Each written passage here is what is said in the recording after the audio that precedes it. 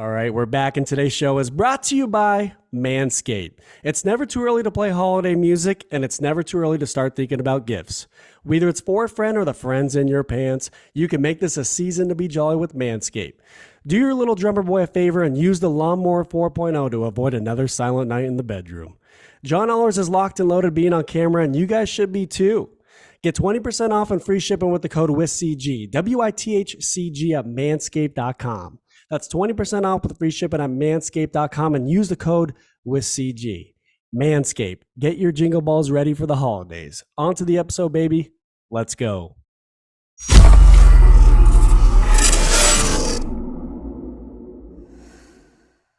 All right, we're back on the podcast, and I've been looking forward to having this gentleman on. He's the current television play-by-play announcer for the Anaheim Ducks on Bally Sports West, and all I've got to say is let's talk about it. John Ahlers, welcome on the podcast. Pleasure to be back with you, Corey. Absolutely. Happy to have you on. So I'm happy we could catch up. I want to get right into it. How have you been? How was summer for you? What was a day like in your world when you were taking the off-season? Well, the off-season started around 1st of July. I was fortunate enough to call the Stanley Cup playoffs for Sports USA Radio, the national over-the-air radio carrier of the Stanley Cup playoffs with the league, and that's the second year in a row. It was a little more normal this year than the previous when we were quarantined in Montreal and Tampa. So that was a good feeling to have, and it was good to see, colleagues and people from around the game. The normal day in the off season probably involved starting to get ready for this season, as far as buttoning up all the stats, information, biographical stuff I do from year to year on the players. And then, I didn't do that probably as much as I needed to because we get to the start of the season and I'm not ready for every team, but fortunately they put a schedule out so I can start with who we're going to see first and catch up as we go. But, took some trips with my wife, went up to Mammoth a couple of times. We've got a place up there. Went to Crater Lake, Oregon. Have you been there? Not yet. No. Beautiful. Very cool. Though. Very cool. Yeah. If you're an outdoorsy type at all, you will enjoy it. And golf, that's kind of, those are my pastimes. Love it. I'm heading to Mammoth soon too. Can't wait. The snow's coming. So they're open. Is it? First week in November, they're open. That's right. We're ready. Speaking of golf, yesterday you guys took part in the Anaheim Ducks Golf Classic over at Monarch Links, which is 5 minutes from me, right in my backyard. How did that all go? You're serving a great cause for the foundation. It's a great day. We get to spend time with the people who support us, probably the most consistently. We've got, sponsorship relationships with different companies within the Orange County region, within the family, if you will, of where we live. Some of those relationships have been very long standing, and you don't get a chance to meet those people all the time. I hope the players take the opportunity and take advantage of getting to at least spend a day with some of those people and get to know them a little bit, because those are people that really go the extra mile to support the organization and support the game, support the team. Unfortunately, we got rained on at the beginning, got rained on in the middle. The sun came out for a little while, then the wind came out. It was by Southern California standards, it was a day where I think normally if you were golfing, you'd say, no, I'll wait for a better day. It wasn't a bad day. I think I caught a little bit of a cold out there, which is a little disappointing. But other than that, it was a great day. We had a great time. Lost by a stroke to a team that had both Kent French and Guy Hebert on it. Wow. I think that's cause for controversy. Every other team had one so-called celebrity. Why did they get two? This one may have to go to the powers that be before we get an official ruling. I'm pretty surprised Frenchie had an okay swing out there. Well, I think obviously their team was very strong because Hayward and I always play Gibo and Frenchie, and we used to play quite a bit. And in the off season, we'd get together and have a little indoor-outdoor event where the guys inside the building would play the guys outside the building. And let's just put it this way: the guys inside the building don't have a lot of problems winning that event. So for these guys to have won, obviously they had, I think they had a very strong team. I love that. And going back to the players, I think it's a good opportunity for the fans to get to know these guys off the ice. It's great for them. right? Yeah, it is. It's, again, a situation where you see them let their guard down. They're having fun. They're playing, a game that doesn't have nearly as much meaning as the one they play 82 times a year. They don't do it for a living. None of us do, thankfully. So, we can take it seriously and try to compete. But at the end of the day, there's really nothing on the line but maybe a little added friendship and, an opportunity. Everything's an opportunity. You get an opportunity to meet some of the people that that are in the wheel of the cog in Orange County and are the people, like I said, that support us the most. It's a great opportunity to get to know them. Right, and it's a great idea on the organization to put that all together. So I'm happy to see that. Let's get right into it with the Anaheim. I was there at the home opener. The guys look great against Seattle. I was impressed by how they played when they came back and got the job done. Got a little bumpy on the road, as you noticed. You were there. But what do you think about the team this year? They won 3 out of the last 5 games, which I'm happy about for you guys. What's your thoughts on the team in present time? Well, the one thing that they've shown us this season, regardless of whether they might be outmanned or out talented or maybe up against it on the road, whatever it might be, is there's no quit in this team. The comebacks they didn't win last night against Florida, but they have 3 multi-goal comeback victories already this season. They came from 2 goals down against Florida yesterday. They tied the game back up. It's 2-2 going into the third. They get down 4-2, and Isaac gets a penalty shot. Isaac Lundestrom scores. All of a sudden, there's 2.5 minutes to go. It's a 1-goal game again. You just can't count them out. Unfortunately, on too many occasions, they've gotten behind. They've struggled to defend as well as they would like, and obviously that's an ongoing process. But they've shown us they can score goals as well. Scored 5 goals in a loss in Vancouver in what was as crazy a game as I've seen in quite a while. And there's some positives to build on. When you can score goals and you don't quit, you're never out of a game. And the coaching staff is working on a lot of other things, and these are growing pain type situations and issues that they're dealing with right now because you've got young players, they're being asked to do a lot, and they're being put in situations and moments in games where if you had a better team, if you had a stronger base when it came to maybe your veterans and your leadership and guys that can help bring those guys along, you don't have to thrust them so much into the situations where they have to win a face-off in the defensive zone late in the game, protecting a 1-goal lead, or they don't have to check the big line at the end of the game, sort of a thing, or they don't, they're just put in different situations. It's a trial by fire in some instances, and because of that, I think at times you're gonna see them having to come back and go through some of the things they've gone through. But when you're working on defensive zone coverages, schemes, those are things that can come along over the course of the year, and through coaching and practice, I'm sure we'll see some improvement. Yeah, I totally agree with you, and we're going to touch on the young talent later on the episode. There's 3 guys that have stood out to me so far in the year. That's Trevor Zegras, obviously, Troy Terry, and Max Comtois. He's had a comeback season, I believe. I want you to touch on those guys, but which players do you feel have stood out so far to you in present time? Well, for me, Troy Terry, and Troy Terry. He's just. I've even said on a couple of occasions to some of my colleagues, it's remarkable to me how far he's come in a year. Now it's been a year and a month since I said, or a month since I said that. So, because I'm looking back at last season, and I'm remembering game 2 of last season, he was a healthy scratch. I believe they may have said on the surface and in the moment that he was dealing with an illness, but he admitted to us later in the season, he said, I was a healthy scratch.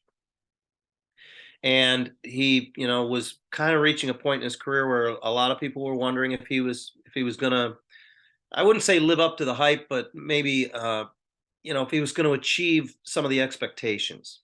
And the thing I always used to say to people, I beg your pardon, the thing I used to point out about Troy was he's a 5th-round draft pick. And I said, since when do you lay such expectations on a 5th-round draft pick? Yeah, he had a burst in college at Denver. He had a great showing at the Olympics. But again, for people to start hanging their hat on a 5th-round draft pick when it comes to expectations of young players that are going to come in and make a difference, I thought that was that might have been a little bit of a reach. So here he was, for lack of a better term, just kind of going along. And now he's a healthy scratch early in the season, and you're wondering if there might be some handwriting on the wall. And he just turned it around. And he scores 37 goals, obviously, 67 points, leads the team last year, so that he comes into this season with even more expectations. And as Pat Verbeek pointed out when talking about Trevor Zegras during the first day of training camp, he said, it doesn't get easier in this league, it gets harder. And I thought that was a really salient point, because now Troy Terry's got a target on his back. Now Troy Terry is the leading scorer and the guy that they talk about in the opposing locker room in the pregame meeting, along with Trevor Zegras. So it should, and I'm sure is, harder for both of these guys this year. I'm not going to undersell Trevor and what he's been able to do. I've been impressed at his, I think, a little bit of change of course, and that he's shooting the puck a lot more, and his willingness to be the guy to score the goals.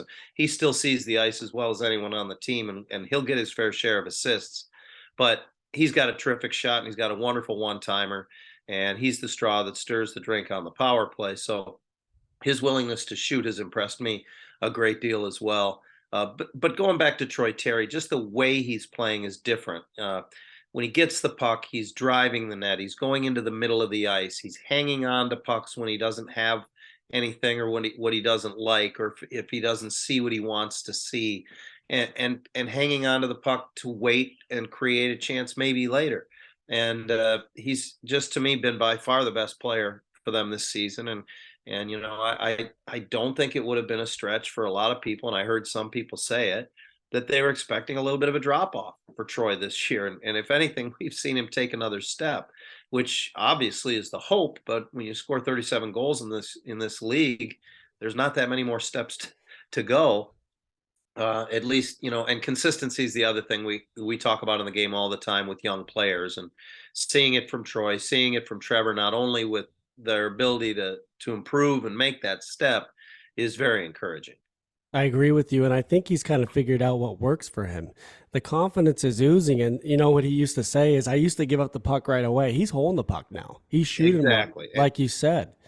He's Yeah, doing, playing with Ryan Getzlaf, I think, had a lot to do with that. And the yeah, irony is, Getzy was a guy who, of course, for 17 years, everybody in the stands at Honda Center was screaming "shoot" at all the time. But it was a reverence, if you will, from Troy of, this is a Stanley Cup winner. This is a, two-time gold medal winner. This is, a world champion. This is a world junior champion. He just looked at him and said, if I'm going to play on his line, I'm going to defer to him and give him the puck back, because he deserves to have it.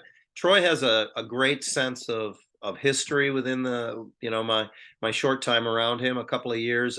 He knows the game. He's a little bit more of a hockey junkie than maybe some of the players are. And so, he knows who everyone is, and he realized he was playing with Ryan Getzlaf, and it may have even gotten in his way. He's admitted that to me. right. No, I hear you, and you hear about guys like Austin Matthews, Mitch Marner. I think you could put Troy out with Mitch Marner nowadays. I really do. What do you think about that? Well, I'd love to see Troy attain the numbers that Mitch has attained. Right. Again, you have to, circumstances are different when you play with an Austin Matthews. You're Sure. going to put up 90 some points if you're as good a player as Mitch Marner is. Troy hasn't been surrounded by quite as much and quite as dynamic of talent as Mitch has.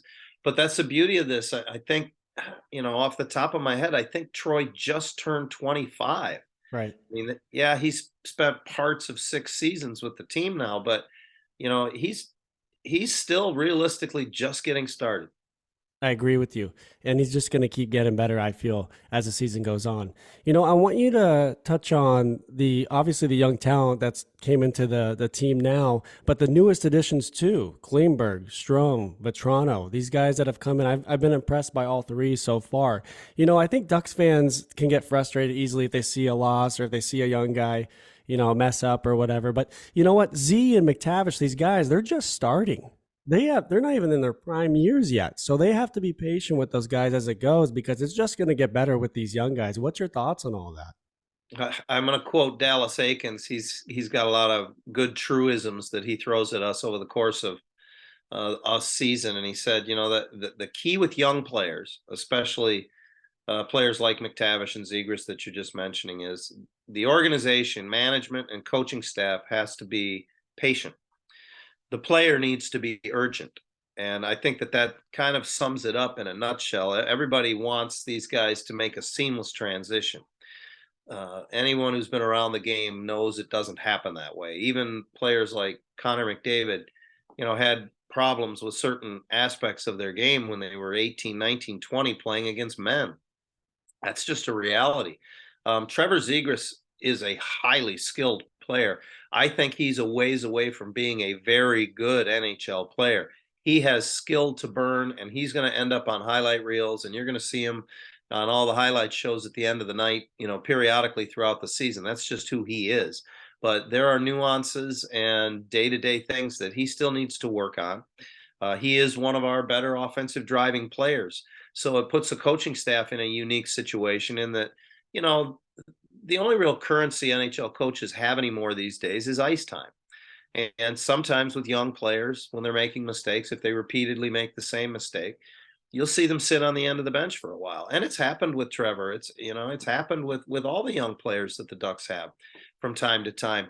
But if the team puts the coaching staff in a situation late in a game like they did last night in Florida where they need a goal, it's hard for the coach to sit behind the bench and say, nope, you're going to keep sitting because you really are one of our better chances to score a goal. So that player goes back over the boards again. And that's a quandary for a coach because you're trying to set a standard and then the other players are watching and they see, at times that you're not able to withhold that standard or uphold that standard, because Trevor admits, he's made mistakes. He throws the puck away sometimes in inopportune moments. We've had some shorthanded goals this season that I know he was on the ice for, and an errant pass led to the puck going the other way. And I know Dallas has sat him a couple of times over the course of the last 2 years. But again, the trial by fire that I go back to is when you're going to play the young guys, you almost have to let them go out there and make their mistakes.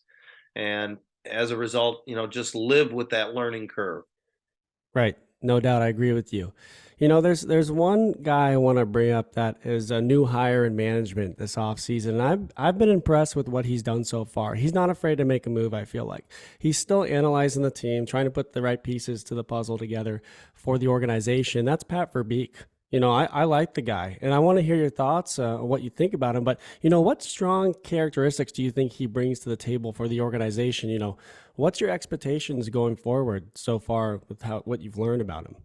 I was fortunate enough preseason to work an event where I got to do an actual Q&A on stage with Pat for probably close to a half an hour. And that's the most time I've spent with Pat. I've had a couple sit downs with him when he first came aboard last February. And then again or this preseason, he met with all of the media actually the day after I did the event with him. And the thing I like about Pat is he's a no nonsense guy. He's a straight shooter. He keeps his cards pretty close to the vest. I know he has a plan. I don't think he feels he needs to justify it or explain it to everyone. And I think it's a long-term plan. I think that as painful as it may be, that this year, I don't think the fans can expect a big move to be made between now and even the end of the trade deadline. There will be moves that will be made. Indeed, I don't. I tell people at times they're off to a slow start, but you know what? I don't think there's a cavalry coming either because they're developing the young players, and that's what he's gonna do. That's part of his plan. I know for sure. Um, he's I think I wouldn't say content, but I think he knows what these first couple years may end up being like, and they may not be a quick turnaround, may not be a Savardian spin turnaround for this team in the standings, but he's drafted some players he likes. He's going to develop them the way he wants to. I don't think there's a great deal of players right now in San Diego that we can expect to get called up this year and get a real long look. I think they've identified the core of the young players, and part of their development in many cases involves them staying at the junior level, staying at the American League level once they get to their professional status. And that's what it's going to be what it is. And we'll see in each off season where they feel they are and what they want to do from a free agency standpoint. You asked me a little while ago about Strome and Vetrano and Klingberg. I think those are significant additions. Many people question, the longevity of John Klingberg in the black and orange, and time will tell on that. But I like the addition of Frank Petrano. He's a shoot first player, a shoot second player. We can use more of that, and he's got a very good shot. And Ryan Strome, I think, brings a great deal of veteran influence into the room, onto the ice. He's a calming presence, and he's a guy that's been through the NHL ringer before. He's actually been where this team is right now with the New York Rangers, and they made a pretty meteoric rise in about a 3-year span and found themselves in the Eastern Conference Finals last year. And I think that's something that Pat really likes. So when you look at players that Pat obtains and brings in to the organization, whether it be through free agency or through trades, I think there's a lot of characteristics he's looking for, not necessarily just the player on the surface that maybe the fan looks at the stats. He told me he brought in Dmitry Kulikov to play with Jamie Drysdale specifically. He wanted Jamie to have a veteran, a big guy, a physical guy. Unfortunately, things have not worked out there because of Jamie's injury, which is very unfortunate on many fronts. Just a year's development that is probably going to end up being lost for him. But he also mentioned he really liked the idea of John Klingberg coming into play with Cam Fowler.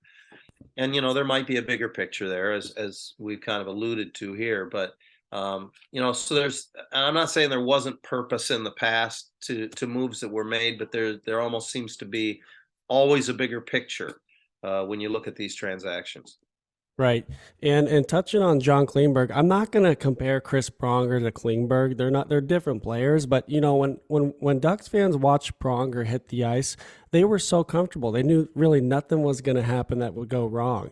I feel like Klingberg kind of brings that presence. He moves the puck well, he skates well, and on the power play, him and Z really connect really well, going back and forth. Klingberg setting up Zegras with any goal that's on the PP. I want to get into leadership. You're talking about Strome and whatnot. With Getzlaf being retired, I feel like there will be ups and downs throughout the year. And with the downs in the locker room, who do you think, I mean, from what you've learned, who's the guy that would step up in leadership to say, hey, boys, we got to get going. This is enough's enough. Who's the player right now that you've learned that is doing that? Well, it's a leadership group, and this seems to be a real trend around the league. I mean, we've seen over the years, it's been quite a while now, that many teams will go with the 3 alternate captain route, and it's even a rotating third A, if you will, like a 4th and a 5th player over the course of a season will wear an A during the course of a game. And it's definitely the case in the Ducks locker room right now. It is Ryan Strome. It's Cam Fowler for sure. I think it's John Gibson too. I don't know that a lot of people consider that from a goaltender, but to a man, every player talks about the competitive nature. Even the coaching staff tells you how competitive John Gibson is. And he has almost a flatline personality on the ice. And even when he's off the ice around his teammates and or anyone that can observe him, he seems to be such an even keel and even quiet, I would go so far as to say. Now, part of that might be his willingness to, be around the media or to show anything to anyone other than his teammates. But I think for now, it's a leadership group. Adam Henrique is another one. Kevin Shattenkirk is a voice in the locker room as well, for sure. Believe it or not, Dmitry Kulikov, he's got 14 years in the league. And I've spoken to him after games, and he seems to kind of stay to the outside of that a little bit. But I don't think that, that he certainly can't be a voice in that room either, as a guy who's been through the NHL, wars and day-to-day grinds as well. So, and I don't get the feeling in talking to Dallas or to Pat Verbeek that they're in any hurry to name a captain right now, moving forward, because I think they're trying to identify the core, who are going to be the guys that we can move forward with for, let's say, 5 or 6 years, contracts notwithstanding. I would go so far as to say Troy Terry is a voice in that room as well. He's earned the ability to be that guy. He's become a real leader over the course of the last year with this team. And I think it's something Troy embraces as well. I think he wants to be not only a guy who affects the game, but he wants to be a guy who's in on the ground floor on the day-to-day dealings of this team. He cares that much. Yeah, no, I could see that. All the names you mentioned, I could see each one of them stepping up to say something. With Gibby, though, he's kept the team in a lot of games. A lot of games he's kept them in, and it's like, he's going to be frustrated at times if he's not getting enough help. And good for him to step up. There's one guy we've already touched on, but I want to bring him up, and that's Trevor Zegras. I mean, you got to watch him in their most recent shootouts. He has so many different gears and speed to get the job done. And in San Jose, he did it twice. What's your thoughts on that? How special is it to watch him from the press box doing everything? That's just Well, amazing. I beg your pardon. We watch him in warm up when we can because Right. that's when he's working on a lot of the things that he will do in a game. And I don't mean, the specials, lacrosse moves, picking up the puck, just what he does with the puck when he has a moment to himself. And you can almost read his mind in the, look, he's thinking about doing this in a game. And it isn't always a super special thing that is going to wow the world, but his hands are so quick. And in a shootout, there's no pressure. There's no back checker. I think about the goal he scored in overtime against Toronto, where he's fending off a back checker as he scores the goal. That just shows not only does this guy have a skill level, but he has a hockey IQ. He knew what was coming. He stuck his leg out. He stuck his hip out. He leans out, and he still makes a tremendous shot. That's a game-winning moment. But you get into a shootout. No one's back checking you. No one's coming from the side. There is no blind side. It's you and the goalie. You can go as slow as you want.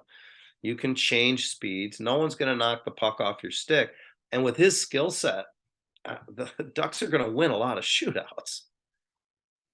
I agree with you. He said he used to watch Patty Kane on YouTube. He looks a lot like Patty out Yeah, there, no, doesn't he?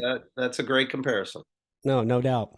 You already touched on Jamie Drysdale. Let's get right into him real quick. When I look at Jamie, I look at a Drew Doughty, but even better with speed.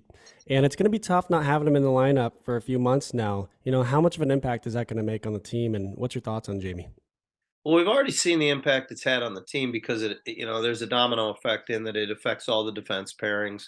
You know, whether or not, regardless of what your inclination is watching the game, players get elevated into roles they weren't in.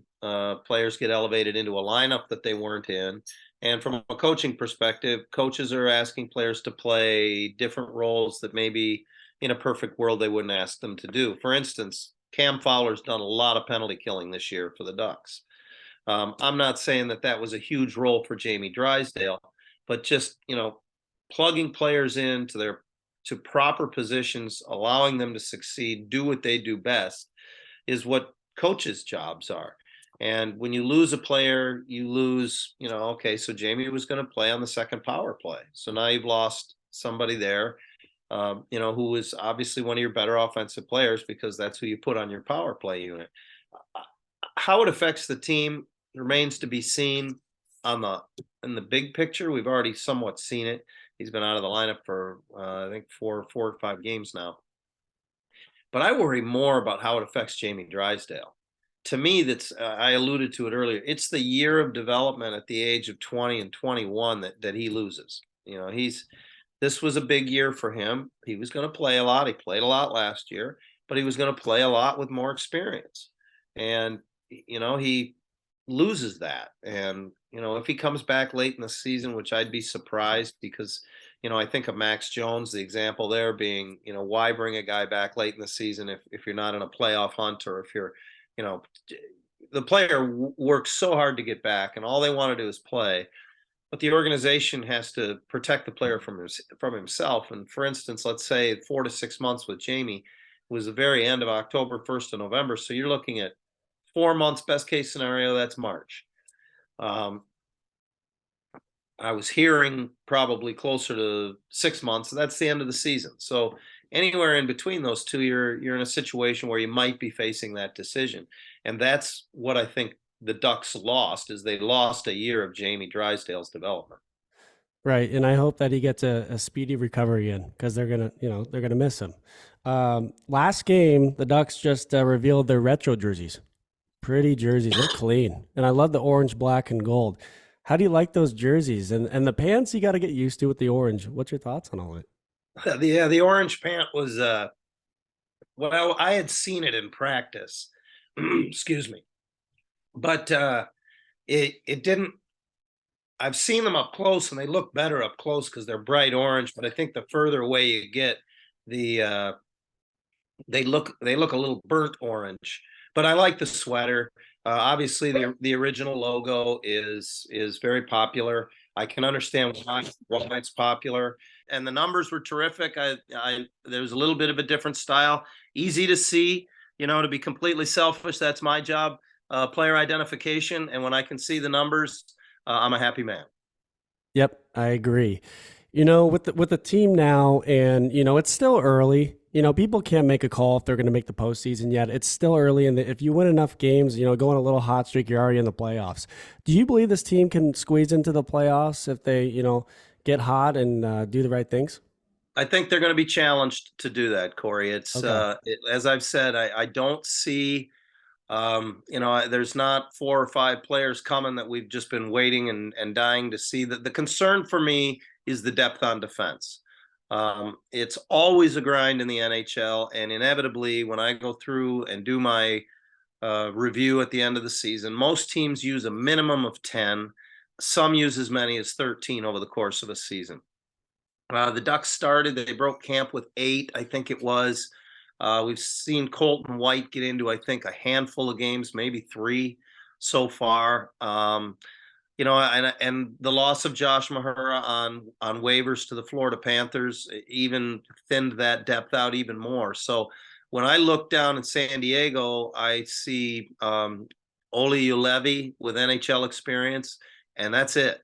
So, the health of the team has to be almost perfect the rest of the way. The Drysdale injury we've discussed is fairly debilitating to that depth on D, and I just don't know if they've got enough depth on defense to withstand the injuries and the day-to-day wear down that an 82 game NHL schedule is. I would never say they can't, but I do believe it's a challenge. Right, and time will tell on that.